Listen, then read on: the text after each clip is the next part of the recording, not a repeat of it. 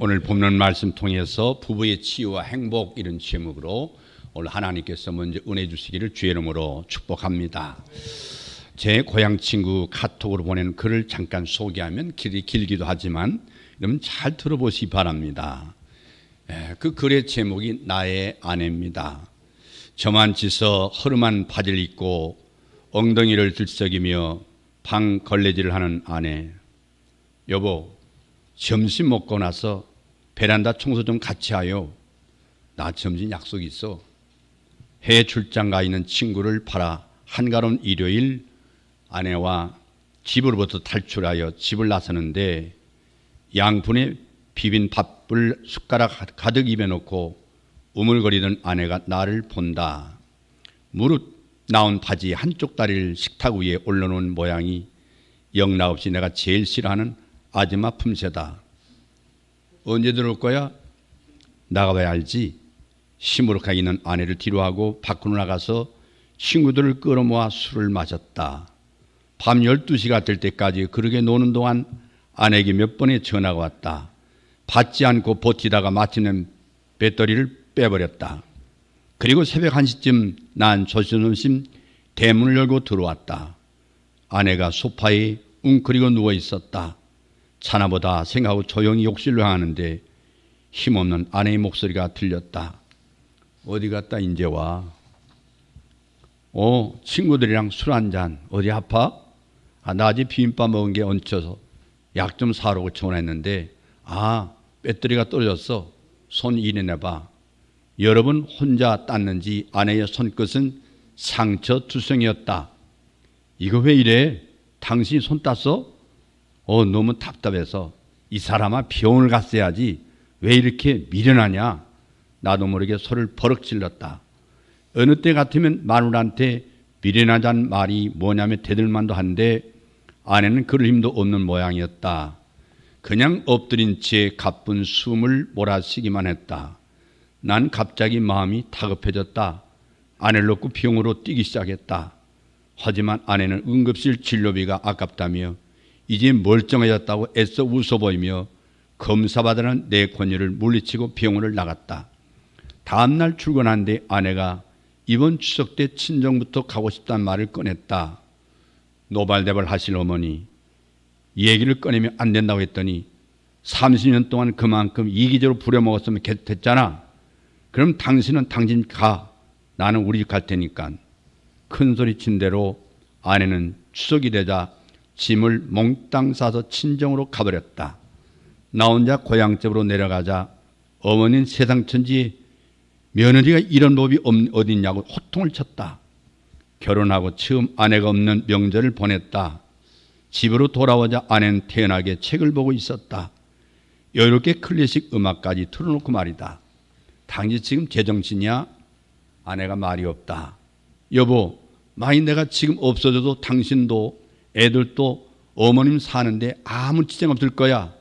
나 명절 때 친정에 가 있었던 거 아니야. 병원에 입원해서 정말 정밀검사를 받았어. 당신 한번 전화만 했어 봐도 금방 알 수 있었을 거야. 당신이 그렇게 해주길 바랐어. 아내의 병은 가벼운 의염이 아니었던 것이다. 나는 의사 입을 멍하게 바라보았다. 저 사람이 지금 뭐라고 말하고 있는 건가? 아내가 의암이라고? 전이 될 대로 전이 돼서 더 이상 손을 쓸 수가 없다고? 3개월 정도 시간이 있다고? 지금 내가 그렇게 말하고 있지 않은가? 아내와 함께 병원을 나왔다. 유난히 가을 햇살이 눈부시게 맑았다. 집까지 오는 동안 서로에게 한마디도 할 수가 없었다. 엘리베이터에 탄 아내를 보며 앞으로 나 혼자 이 엘리베이터를 타고 집에 돌아가야 한다면 어쩔까를 생각했다. 문을 열었을 때 펑퍼짐한 바지를 입은 아내가 없다면, 방걸레질을 하는 아내가 없다면, 양푼에 밥을 비벼 먹는 아내가 없다면, 술전 작작 마시라고 잔소리 해주는 아내가 없다면 나는 어떻게 해야 할까? 아내는 함께 아이들을 보러 가자고 했다. 아이들에게는 아무 말도 말해달라는 부탁과 함께 서울에서 공부하는 아이들 갑자기 찾은 부모가 그리 반갑지는 않은 모양이었다. 하지만 아내는 살가워지도 않는 아이들의 손을 잡고 공부에 관해 건강에 관해 수없이 해온 말들을 하고 있다. 아이들이 표정에 짜증이 가득한데도 아내는 그런 아이들의 얼굴을 사랑스럽게 바라고만 있다. 난 더 이상 그 얼굴을 보고 있을 수 없어서 밖으로 나왔다. 여보, 집에 내려가기 전에 어디 코스모스 많이 펴 있는데 들렀다 갈까? 코스모스? 그냥 그러고 싶네. 꽃 많이 펴 있는 곳에 가서 꽃도 보고 당신은 걷기도 하고. 아내는 얼마 남지 않은 시간에 이런 걸 해보고 싶었나 보다. 비싼 걸 먹고 비싼 걸 입어보는 대신 그냥 아이들 얼굴 보고 꽃이 피어있는 길을 나와 함께 걷고, 당신 바쁘면 그냥 가고, 아니야 가자. 코스모스가 들판 가득 피어있는 곳으로 왔다. 아내에게 조금 두꺼운 스웨터를 입히고 천천히 걷기 시작했다. 여보, 나 당신한테 할 말이 있어. 뭔데? 우리 적금 올 말에 타는 거 말고 또 있어. 3년 부은 거야. 통장 싱크대 2번째 서랍 안에 있어. 그리고 난 생명보험도 들었거든. 재작년에 친구가 하도 들라고 해서 들었는데 잘 했지 뭐. 그거 꼭 확인해보고. 당이 정말 왜 그래? 그리고 부탁 하나만 할게. 올해 적금 타면 우리 엄마 한 200만 원만 드려. 엄마 이가 안 좋으신데 틀리 하셔야 되거든. 당신도 알다시피 우리 오빠가 능력이 안 되잖아. 부탁해. 난 그 자리에 주저앉아 울고 말았다. 아내가 당황스러워하는 걸 알면서도 소리내어 엉엉 눈물 흘리며 울고 말았다. 이런 아내를 떠나보내고 어떻게 살아갈까? 아내와 침대에 나란히 누웠다. 아내는 내 손을 잡는다. 요즘 들어 아내는 내 손을 잡는 걸 좋아한다. 여보, 30년 전에 당신 프로포즈 하면서 했던 말 생각나? 내가 뭐라 그랬는데? 사랑한다, 어쩐다, 그런 닭살, 그런 말 닭살 맞아서 질색이라 그랬잖아. 그랬나? 그전에도 그 후로도 당신이 나보고 사랑한다 그런 적 한 번도 없는데 그걸 알지?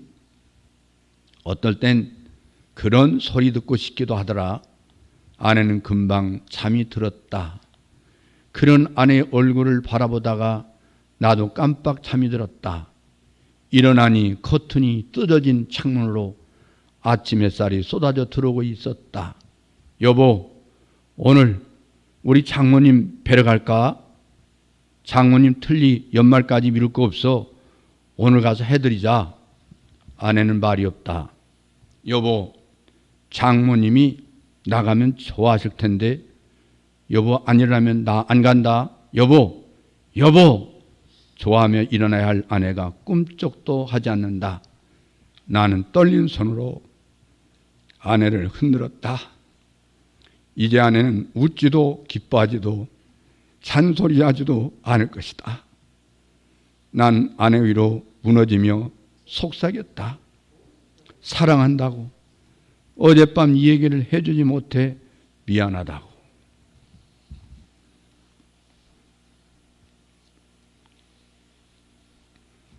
이런 사람이 일생을 살아가는 모든 과정이 거의 다 만남으로 이루어집니다.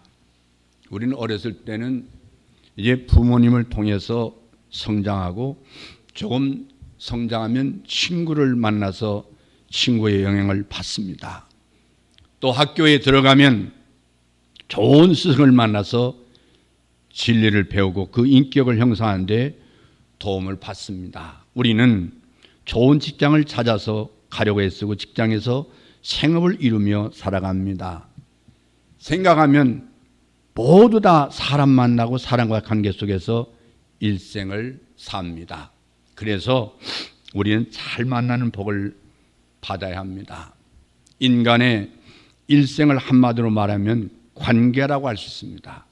하나는 부모와의 만남이고 또 하나는 부부와의 만남입니다. 이것이 전 일생의 과정입니다.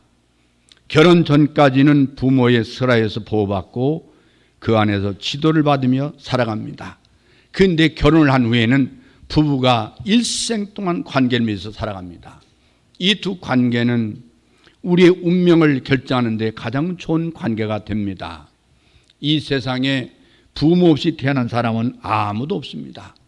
부모 없이 성장한 사람도 없습니다. 물론 고아로 일찍이 조실부모한 사람도 있지만 그 사람도 부모의 생명을 받아서 살아가고 있는 것입니다. 또 하나는 배우자를 만났을 때 가정을 이루면서 일생 동안 살아갑니다.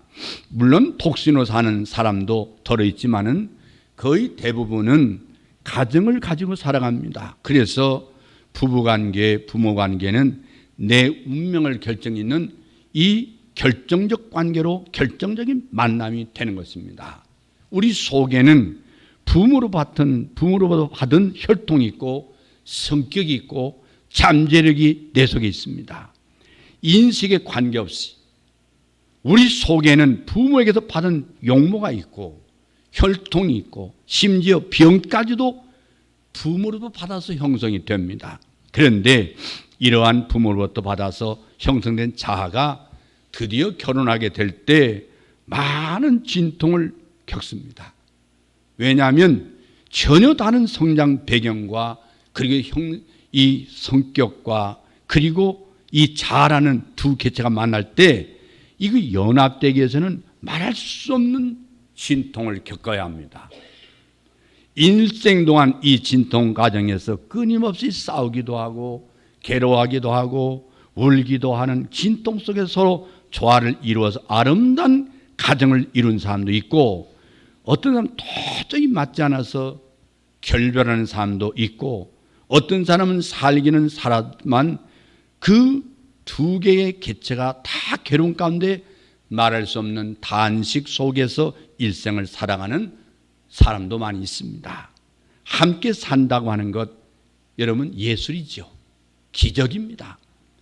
이렇게 조그마한 한 땅덩이 속에서도 서로 맞지 않아서 싸우고 살아가는데 한 가정에서 잘 산다는 건 참으로 신비한 일입니다. 또 기적 중인 기적입니다. 친구와 맞지 않으면 헤어지면 됩니다. 직장 맞지 않으면 퇴사하면 됩니다. 그러나 가정은 그럴 수가 없는 겁니다. 물론 사람들이 처음에 성격이 잘 맞지 않아서 한 사람도 있습니다. 그러나 서로 독특한 개성이 만나서 그게 하나의 유니티 과정에서 연합하는 과정에서 수없는 진통과 고통과 아픔을 극복하면서 이게 성취해갈 때 이르는 하나님의 신비한 은혜를 체험하게 됩니다. 우리가 이 순수한 하나님 뜻에서 이루어진 연합을 이루기 위해서는 말할 수 없는 진통을 겪어야 되고 고통을 겪어야 합니다. 왜냐하면 인간은 최고의 목표는 예수 그리스도와 연합하는 것이기 때문에 그 목표 지점에 도달하기 위해서는 함께 전진해 가야 하기 때문에 그렇습니다. 여러분 인생의 모든 문제는 다 중요하죠. 산다는 것 중요합니다. 그러나 최고 중요한 문제는 가정 문제입니다. 가정 문제예요. 특별히 19세기는 어린아이를 발견한 세기고 20세기는 노인을 발견한 세기라고 말합니다. 근데 21세기는 특별히 가정이 발견한 세기예요. 근데 이 가정은 최초의 아담과 하와의 가정을 사탄이 공격했어요. 21세기는 사탄이 무섭게 공격합니다. 특별히 부부의 문제입니다. 이것은 인간 최대의 관계이기 때문에 그렇습니다. 우리가 직장에서 출세하기를 원합니다. 그러나 출세에 생명 걸 필요는 없습니다. 우리가 사업을 위해서 아침이 새벽에 일찍 일어나서 노력합니다. 그러나 사업 때문에 생명 걸 필요는 없습니다. 하나님께서 우리에게 내가 사업을 성공하기 위해서 생명을 걸어라. 절대로 성경에 그런 말씀이 없습니다. 하나님은 그것을 그렇게 중요하게 여기지 않습니다. 그러나 가정의 행복을 위해서는 생명을 걸으라고 말씀하고 있습니다. 내가 출세하지 못하고 성공하지 못하고 세상적으로 성취하지 못한다 할지라도 가정은 살려야 된다. 이게 하나님의 뜻인 줄로 믿습니다. 예수님께서 오신 목적은 우리를 행복하게 살도록 하기 위해서 오셨습니다. 가정을 지상천국으로 만들어야 됩니다. 가정에서 지상천국을 이룬 사람만이 하늘나라의 천국도 그 삶 속에서 온전해질 수 있는 거예요.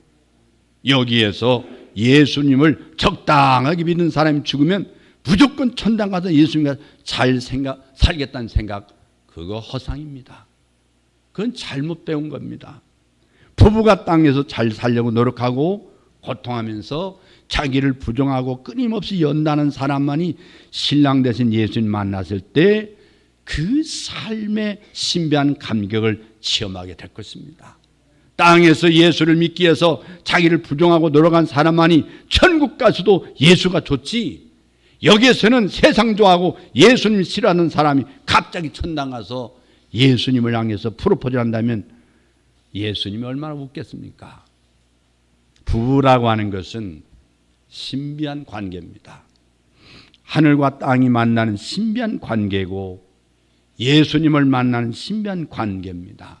남남이 성년이 되어 만나기 때문에 각각 서로의 부모의 혈통이나 성격이나 기질이나 배경을 가지고 있으며 성장하면서 서로의 약점, 슬픔, 실패, 좌절, 두려움, 거부감, 죄의식, 자기연민, 우울증, 많은 상처를 안고 살아갑니다.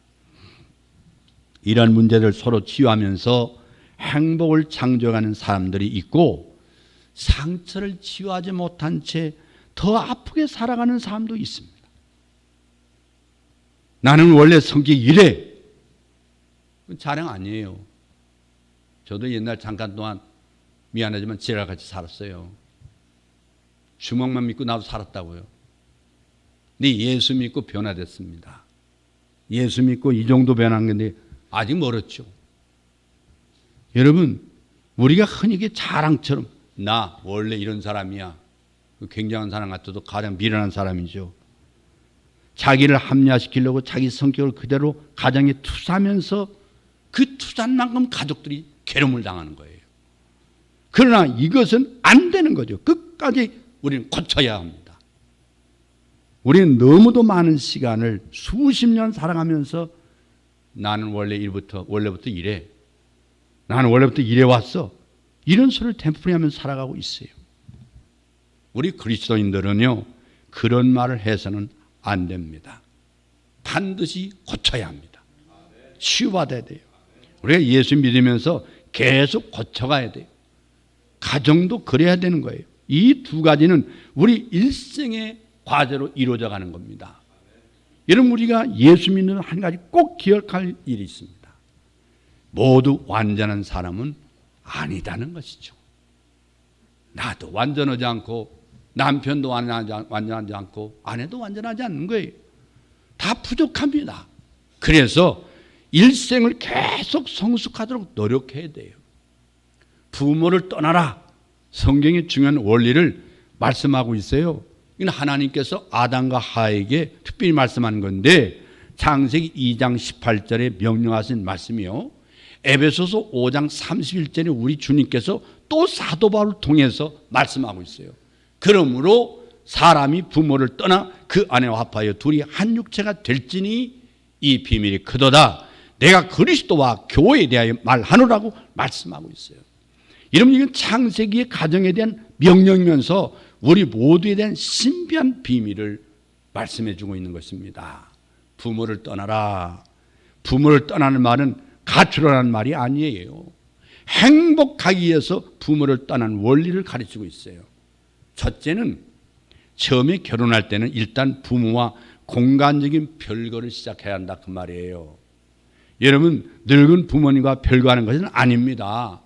늙으신 부모님은 모셔야 되죠. 그러나 처음에 결혼할 때는 부모를 떠나서 살아야 돼요. 이것이 결혼의 신비입니다. 부모를 떠나라고 하는 것은 서로 분가해서 살라, 그 말이에요. 분가해서 살라는 말은 부모, 친척, 형제 그 누구도 부부 사이에 끼어 있어서는 안 된다, 그 말이에요. 부부의 관계는 절대적인 관계입니다. 그 사이에 아무도 끼어서는 안 되는 거예요. 부부 사이는 아이도 끼어서는 안 돼요. 부부가 잘 때 아이를 그 가운데 놓고 자는 사람 성경을 위반하는 거예요. 부부 사이에는 시아버지도 시어머니도 시누이도 그 속에 끼어서는 안 돼요. 이 말이 부모를 떠나라 그 말입니다. 많은 한국 가정들이 결혼한 후에 부모의 지배를 떠나지 못함으로 불필요한 고부의 갈등이 생겨나요. 이로 인해서 심각한 불행을 가져오는 경우가 많이 있습니다. 성공적인 가정이란 부모를 떠나 독립함으로 되는 거예요.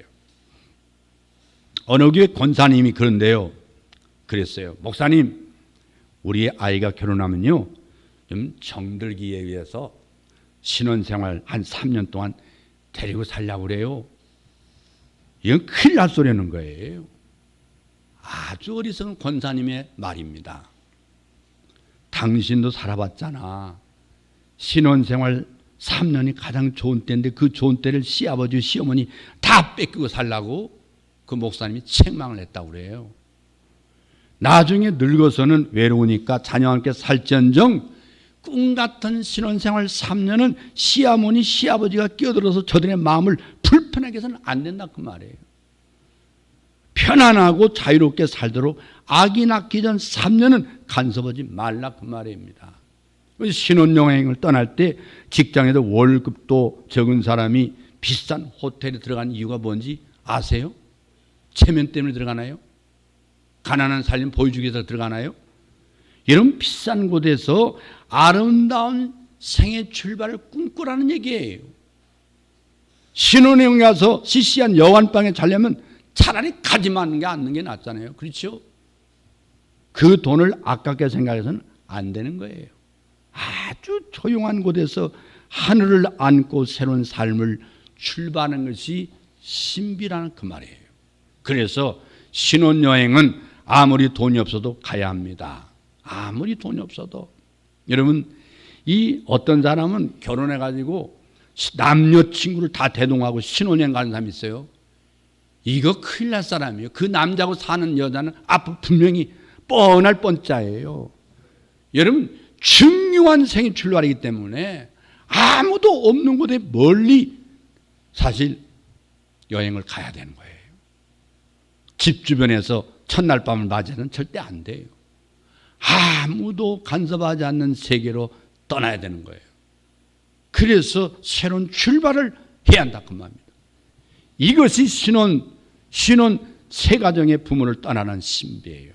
미국의 한 목사님은요, 주례를 하는데 신랑 신부가 서약하기 전에 양쪽 부모님을 일어서게 하고 이런 질문합니다. 사랑하는 부모님, 사랑하는 아들이 결혼식을 마친 후에 사랑하는 아들과 며느리 사이에 중간에 서지 않기로 서약하십니까? 또다시 신부 부모님에게 묻습니다. 사랑하는 딸이 한 남자에게 시집을 가서 한 가족을 이루게 됩니다. 그 딸을 진정으로 부모의 설화에서 떠나보내주시며 당신의 딸과 사이에 중간에 서지 않기로 서약하십니까? 충격적인 말이에요. 부부 사이에 아무도 껴서는 안 된다 그 말이에요. 이 목사님 아주 훌륭한 목사님이에요. 이것이 저들의 행복을 위해서 참으로 중요하다 그 말이에요. 두 번째 떠나라는 말은요, 독립을 의미합니다. 생활의 독립을 의미해요. 부모의 생활을 의지해서는 그 자식의 가정은 이미 온전하지 못한 거예요.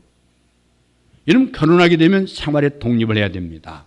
자기 아내가 있는데 용돈 타다가 아내 화장품을 사주겠습니까?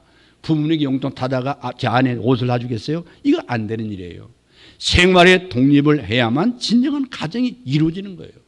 나중에 늙어서 부모의 상속을 받을 수 있지만 일단 결혼하면 독립을 선언해야 돼요. 그래서 부모를 떠난다는 말은 자기 생활의 독립을 선언한다 그 말이에요. 세 번째는 부모를 떠난다는 건 과거로부터 탈출이에요. 이건 성장 배경에서 건전치 못한 인간성. 아까 난 원래 그래. 부모로 받은 잘못된 성격, 품성, 이걸 떠나야 된다 그 말이에요. 어느 부모도 완전 부모는 없어요. 부모도 죄 있는 죄인 아닙니까? 하나님 앞에.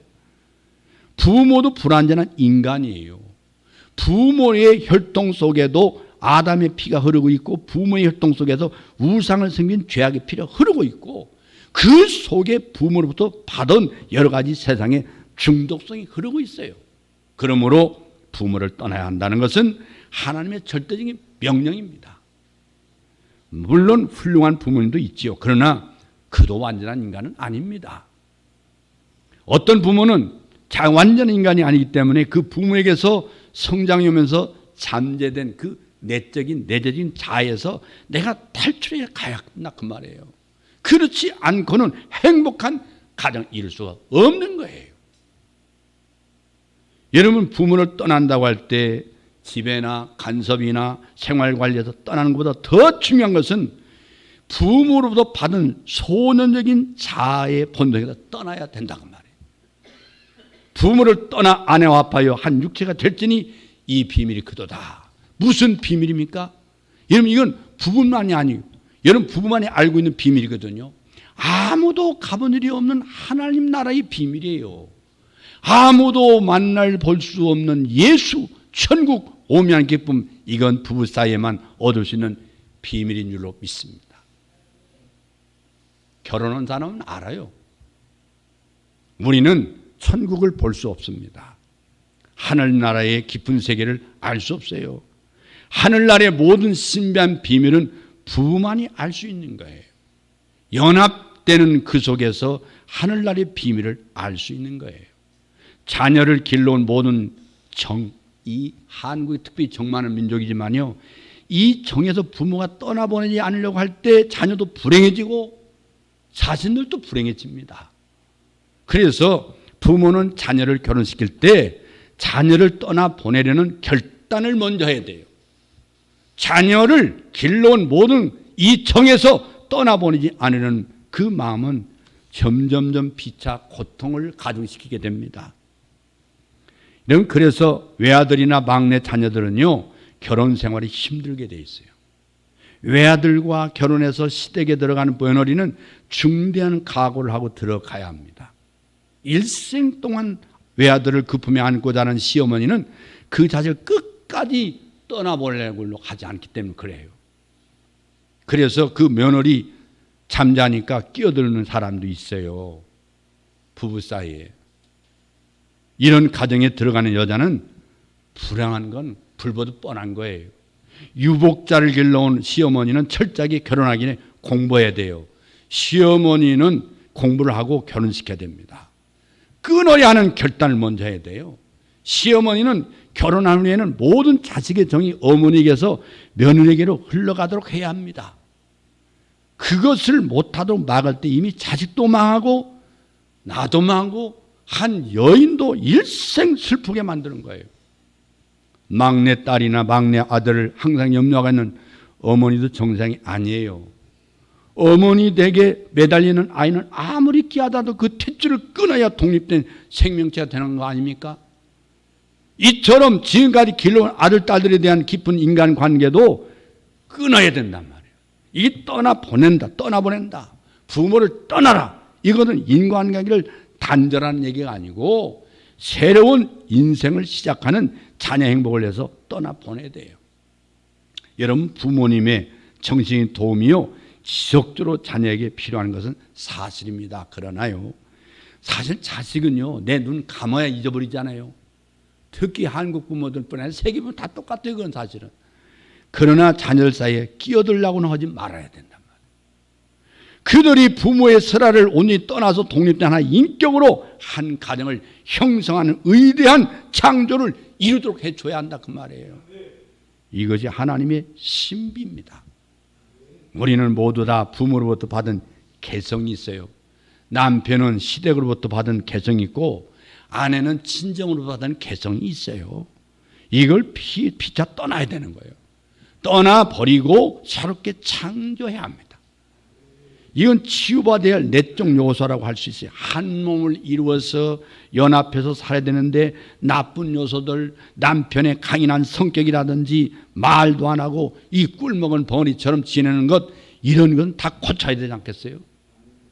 여러분, 서로 성장하는 배경이 다르고 서로 독립한 성격이 형성되기 때문에 서로 다른 사람이 연합해서 살기 위해서는 많은 부분에서 이 치유로 받아야 할 그 아픔이 있단 말이에요.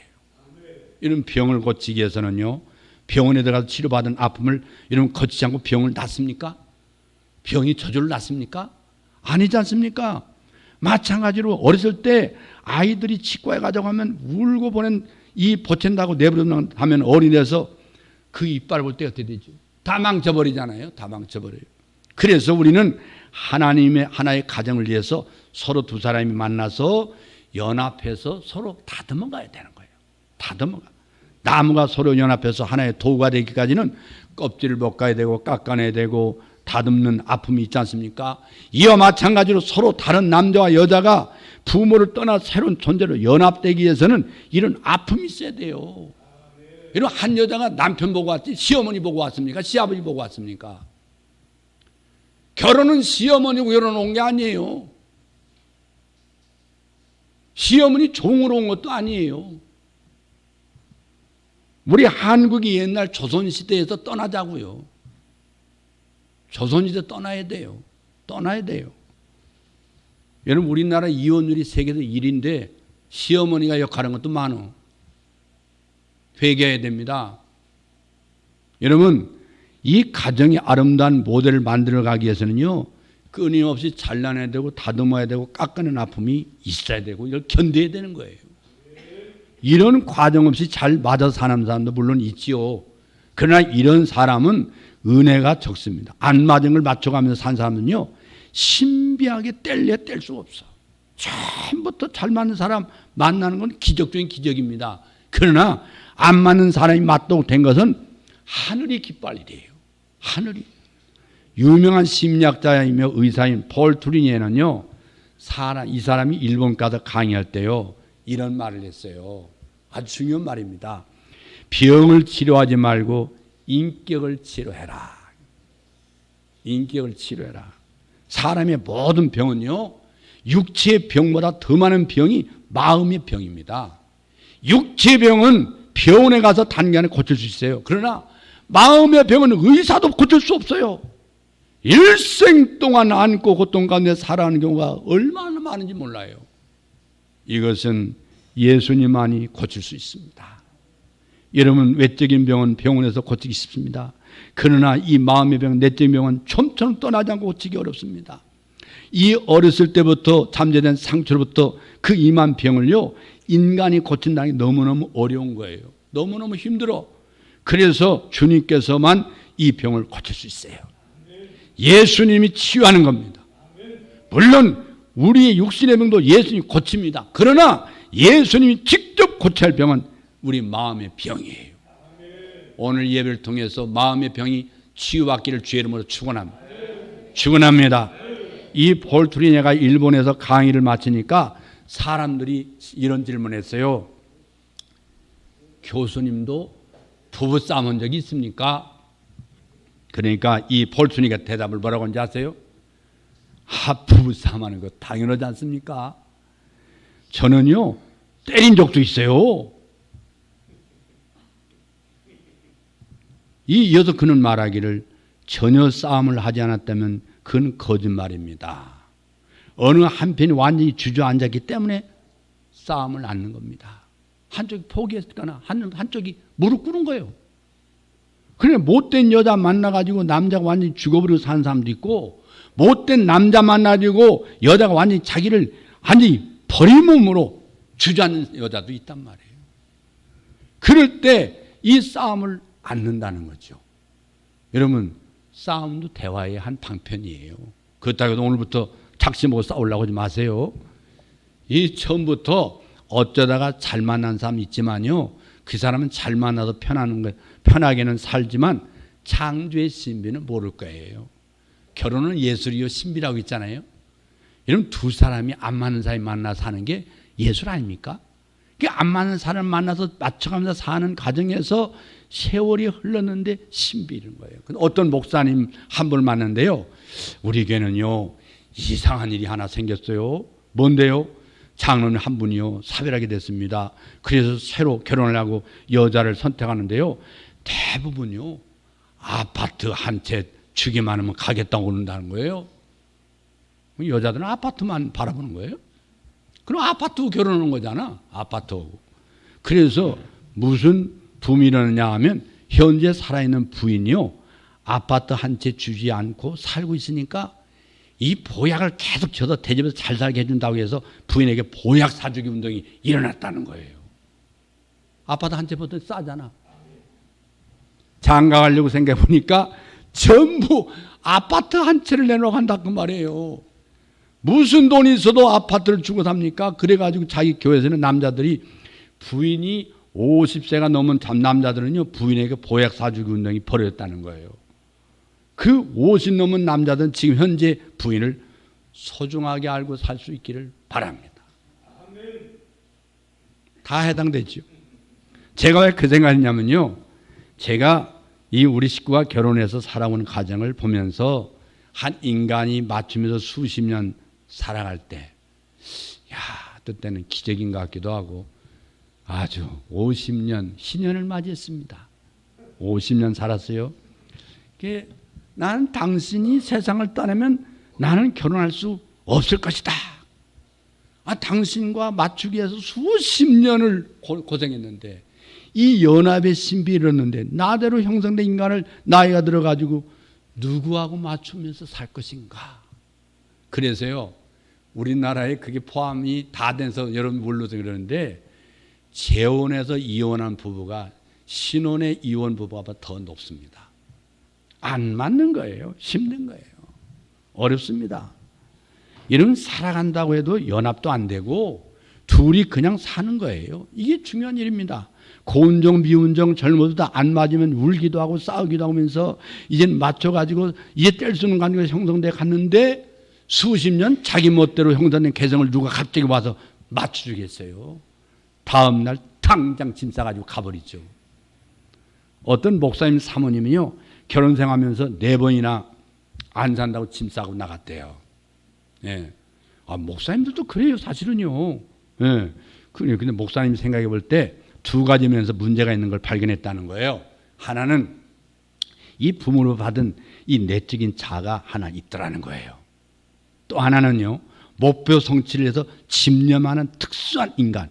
목사님이 어린 시절 본 것이 어머니 아버지는 뜻을 따라 무조건 포기하고 일생을 살아가는 어머니를 또 본 거예요. 그러니까 목사님의 어머니는 완전 주저앉은 여자죠. 주저앉은 여자예요. 예. 그 남편을 위해서 일생 아무 생각 없이 그저 주저앉고 살아간 거예요. 사랑을 받은 것도 아니고 그렇다고 무슨 보람 있는 것도 아니고 그냥 포기하고 사는 거예요. 포기하고 살았어요. 이런 거 목사님 속에 성년 아동, 성년 아이가 있는 것도 아니고 그냥 그저 살아간 건데 성년 아이가 형성된 거지. 아니 목사님 속에도 이게 있더라는 걸 발견한 거지. 내 속에도 목사지만 성인 아이가 내 속에 있구나. 근데 그 아버님의 무책임한 생활 습관 덕택에 어머니는 돈 한 푼 만져본 적이 없이 살아갔대요. 목사님의 어머니 돈 한 푼 손에 쥔 일이 없이 그냥 따라 살아간 거예요. 그래서 목사님도 결혼해서 그 시로 살려고 했던 거예요. 사모님에게 용돈도 안 주는 거예요. 생활비도 안 주고 달라고 하면 주고 쌀값 무슨 값 그건 타다 쓰는 거죠. 이 자기 멋대로 호주머니에 돈 녹아지면서 상의 없이 헌금하고 상의 없이 책 사고 형제들에게 주고 사모님은 돈을 어떻게 쓰고 사는지 모르고 사는 거예요. 한 푼도 주지 않고 사는 것이 목사님 속에 있는 걸 발견했다는 거예요. 그리고 오직 교회 부흥이라고 하는 성취 지향 이 목표로만 산 거예요. 그러니까 사모님에 대해서 관심이 있는 것도 아니고 아내를 사랑한 것도 아니고 철저히 자기 중심으로 산 거예요. 목사님이지만. 나쁘다고 할까요? 좋다고 할까요? 거룩하다 할까요? 그 자기 생각에는요 이렇게 사는 것이 목사다 그랬다는 거예요. 가난한 자들을 준다는 명목으로 아내를 전혀 돌보지 않아서 집을 4번이나 못 살 때가 있다고 사모님이 나가버린 거예요. 근데 그런 여자가 나가면 어디 나가겠습니까? 하나의 쇼요. 나간다는 게 나간 게 아니고 목사님 겁주려고 빙빙 돌다가 해가 지면 집사님들이 데리고 들어갔대요. 예. 그런데도 목사님은 그걸 몰랐다는 거예요. 이게 바로 부모를 떠나야 할 요소인 걸 모르고 산 거예요. 지금도 아내를 보면서 생각하면 눈물이 줄줄 흐른대요. 왜 눈물을 흘리냐? 부모를 떠나지 못해 아내에게 준 그 아픔을 회상하면서 이 목사님이 참의 눈물이 흘린다는 거예요. 오늘 우리 자신을 보면 성격을 비명하거나 탓하지 말고 예수님의 십자가의 능력으로 고치면서 떠나시기를 주의 이름으로 축원합니다. 어머니가 말을 함부로 해서 상처를 준 딸 속에 그 상처가 남아있거든요. 그래서 딸도 함부로 말을 해서 사람들에게 상처를 입히는 사람도 있단 말이에요. 그래서 우리는 떠나보내야 할 내적인 부모의 자아상, 이것이 부모를 떠나야 된단 말이에요. 여러분, 우리가 중요한 건요, 우리 조상 대대로 내려오면서 오늘날 나의 가정에 영향을 미친 요소들을 찾아내야 돼요. 내가 뭐가 문제인지. 데이비드 올슨 박사가요, 가정의 이상한 형태를 네 수로 구분했어요. 어떤 가정인지 아세요? 그 집 어떤 집안에 혼돈된 가정, 경직된 가정, 유리된 가정, 밀착된 가정. 그게 무슨 얘기냐면요, 전혀 가정에 규율이 없이 혼란스러운 가정으로 누가 아버지인지 누가 자식인지 이 제멋대로 사는 가정을 혼란스러운 가정이라고 했어요. 미국도 이런 가정이 있어요. 두 번째는요, 이와 반대로 경직된 가정, 지나치게 부모가 엄격해서 명령해 주고 명령해 사는 집 있잖아요. 그게 절대 대화가 없어요. 절대. 이게 명령으로 억압하는 아버지 앞에서 자식들이 벌벌벌 떨고 아내까지도 벌벌벌 떨고 이런 폐쇄적인 가정이 있다는 거예요. 두 번째, 세 번째는 유리된 가정. 뿔뿔이 흩어져서 가족이 중심성이 없고 일체감도 없어. 가정이 서로 제멋대로 사는 거예요. 이런 가정은 가족이 다 따로따로 노는 가정.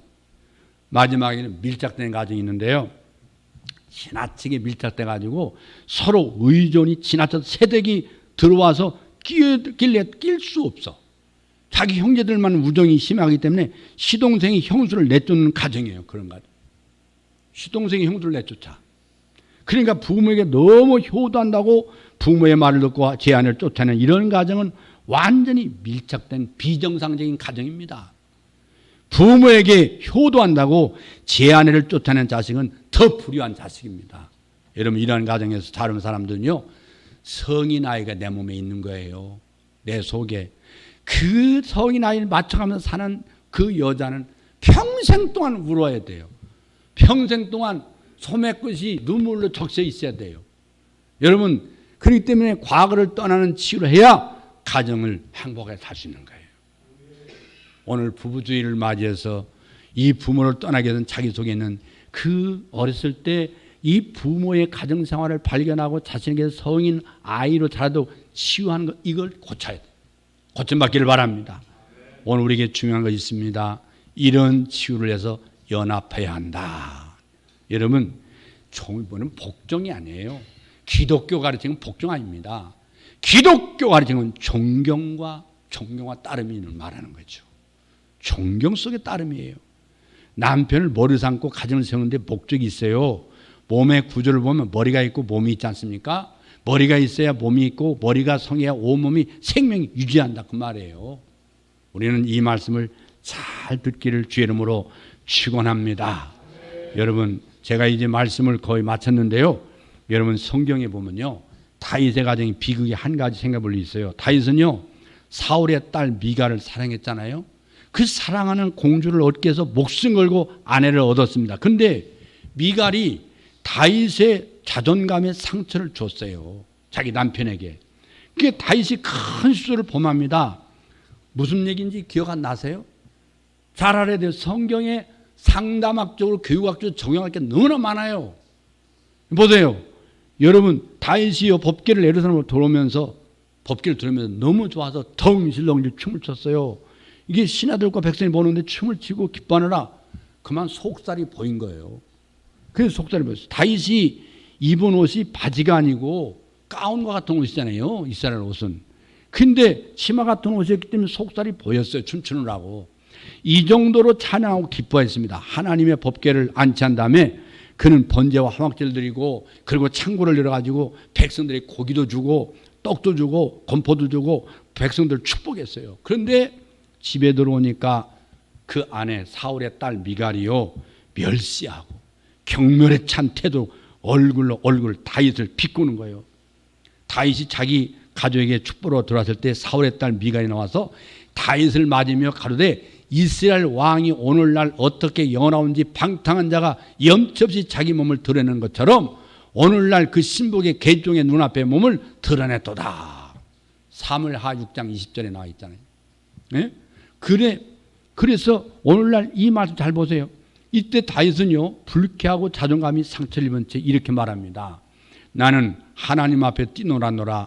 하나님 당신의 아버지와 당신 집을 버리시고 나를 택하여 이스라엘 왕이 되게 하셨는데 내가 하나님 앞에서 뛰노는 것이 무슨 잘못이요? 나는 더 뛰놀겠소. 내가 더 천박하게 되어도 당신이 말하는 계집 중에는 절대로 천대받지 않고 존경받을 것이요. 사무엘하 6장 21절에 나와 있는데요. 문제는 지금부터입니다. 잘 아세요. 제 친구 목사 중에 하나가 결혼식부터 부부간이 꼭 부부싸움에 부부가 번갈아서 나한테 전화 옵니까? 1시간 동안 팔이 아프도록 전화 달래고 얼리고 해서 똑같아요. 양보도 없어요. 뭐냐면 오늘 설교 끝났다. 설교 끝나면 집에 가면 죽는 날이에요. 오늘따라 부부이 나는데 왜 설교가 깁니까? 그걸 설교라고 했습니까? 계속 남편 설교를 가지고 계속 높아지고 화가 나고 밥도 안 차려주고 사모의 사명을 못한 거예요. 그런데 결국은 30년 지나도 지금 두 사람이 예배드려요. 30년 지났는데도 두 사람이 예배드려요. 오늘 이 성경에 잘 알아야 돼요. 다윗이요, 미갈에게 자존감의 상처를 입고 그와 별거에 들어갑니다. 이게 미갈의 불행은 이미 태문을 하나님 닫아버렸어요. 그 일로. 태를 닫아버려야 애를 못 낳아요. 그리고 다윗의 불행으로 결국 밧세바와 잘못된 길로 가게 되지 않습니까? 그 이후로 밧세바와 접하게 됩니다. 다윗의 가정의 불행은 바로 미갈로부터 시작이 된 거예요. 미갈로부터. 여러분, 이건 자존감의 상처를 주었다 그 말이에요. 여러분, 남편에게 자존감의 상처를 주지 마세요. 남자는요, 자존감에 사는 사람들이에요. 못났어도 못 배웠어도 돈 많이 안 벌어도 남과 비교하지 마세요. 아주 이혼하고 돌아서려면 그렇게 하세요. 간단해요. 저는 뭐 이혼해야 되겠다 그러면 계속 가서 쫓는 거예요. 벼슬 없는 장당은 암탕 수탕 노릇 못해요. 절대로. 벼슬이 있어야 수탕 노릇하는 거 아닙니까? 그 자존감을 못하면 어느 남자가 자존감을 가정에서라도 누리고 싶은데 회사에서 그렇게 위에서 누르고 밑에서 치게 오르고 힘들어 죽겠는데 집에 와서까지 그러니까 무슨 남편을 하겠습니까? 그래서요, 이 자존감의 상처를 줬는데 이걸 받들어줘야 할 왕인데 그 정도는 미갈은 인간적으로 봤어요. 하나님 앞에서 뛰노는 다윗, 당신 정말 어린아침 위대하시다.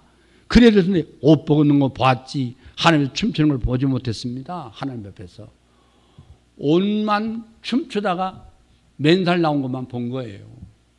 그 단점만 보지 장점은 볼 줄 모르는 거죠. 여러분, 단점 없는 인간이 어디 있어요? 다 단점 있죠. 장점을 가지고 칭찬해 주세요. 남편의 벼슬을 높여주세요. 사랑하는 아내들이여, 연합을 위해서 남편의 자존감을 끝까지 세워주시기를 바랍니다. 남편은 자기 아내를 사랑으로 연합합니다. 남편들아, 아내 사랑하기를 그리스도께서 교회를 사랑하시고 위하여 자신을 주님같이 하라. 이것이 남편들이 자기 아내를 자기같이 사랑하라고 하는 말씀입니다. 할렐루야. 따라하겠습니다. 인생은 짧다. 기도하겠습니다.